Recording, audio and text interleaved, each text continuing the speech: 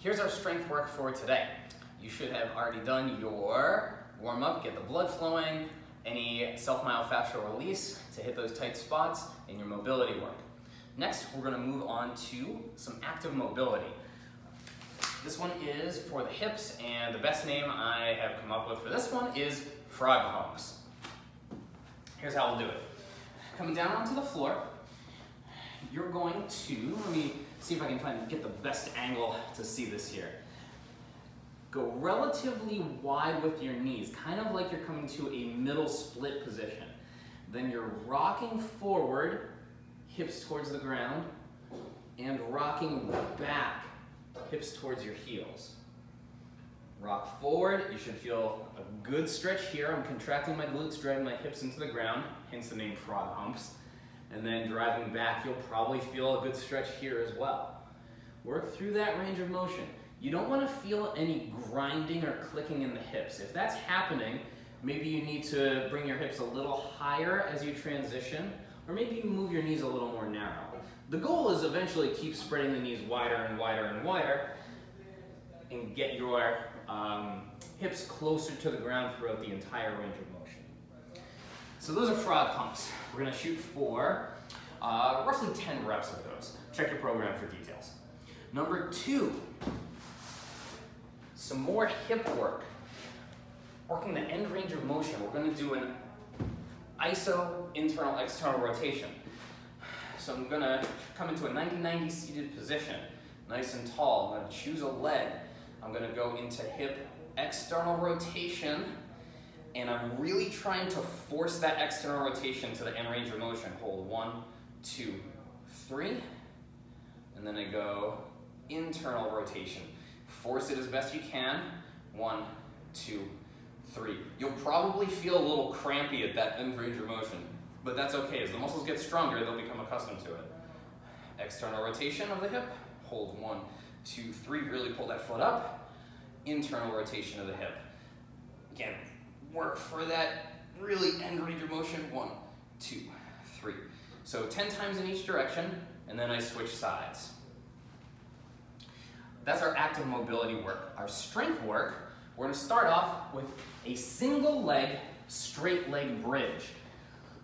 You'll need a bit of elevation for this. Anything that's somewhere between 12 to even up to about 36 inches would be a good start. So, very similar to a bent leg bridge, what we're going to do is come down onto the ground.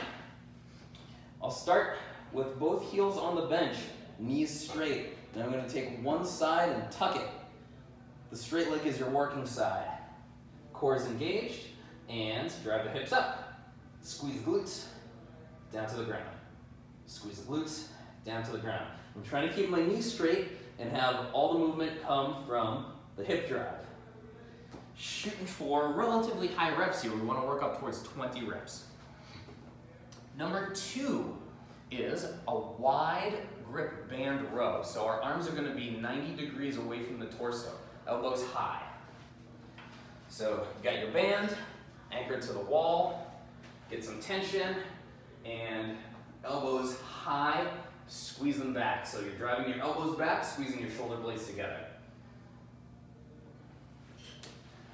You're probably going to feel quite a bit of rear delt, less lat. Elbows close to the side is more lat dominant.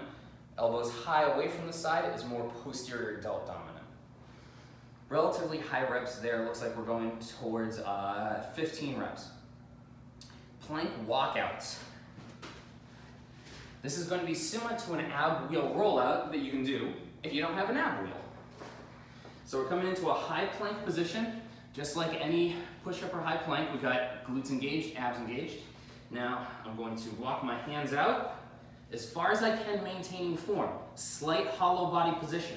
If you find that you're collapsing at the lower back, you've gone too far. So again, maintain form, walk it out, glutes and abs stay tight, tight, tight. Little pause, walk it back in. Get a breath, and repeat. Walk it out, walk it back in. You'll find that sweet spot where you're struggling, but you can still maintain good form. Don't go past that. No form breakdown on this one. Shooting for roughly 8 reps on that. If you have an ab wheel, we can incorporate that too. Send me a message and we'll talk about that. So those are our A exercises: single leg bridge, band row, plank walkouts. After we get all the sets of those, we move on to our B exercises. This one might look familiar. We've got the natural quad extension, still working on range of motion here. So you can have a knee pad, feet are plantar flexed, nice and tall, glutes tight, rock back as far as you can go with good form. No pain, no strain. I should say no pain, but you might feel a strain on the muscle. We just don't want to pull anything. As far as you can coming back, use those quads to come up. That's a natural quad extension. After that comes the ultra wide push-ups. Think like you're doing a cable fly. We want to have a fairly wide grip. I'll usually turn my hands out doing this one. Get nice and wide, push-up position, abs and glutes engaged, and coming into a push-up. Nice and controlled. Keep those arms high and wide. Number 3, move on to our core exercise. Actually, a lot of these exercises involve core, so your core might be a little tired at this point. Do your best, as always. We're building on the tuck-ups that we've previously done. Remember, tuck-ups look like this, balancing on your butt, chest high, knees tucked in, and we're going to try to work towards a V-up. Now, the transition would be single leg V-up, left side, bring it down, right side, bring it down. If you find that you can do sets of those without much difficulty, we go both legs. Balance on your butt, control down. You should look like a V, control down. At the top, legs are straight, chest is high, fairly neutral spine. And guess what? That's your strength training for the day. Move on to anything else that you might have in your workout program, whether it's mobility or conditioning or anything like that. All right, have at it.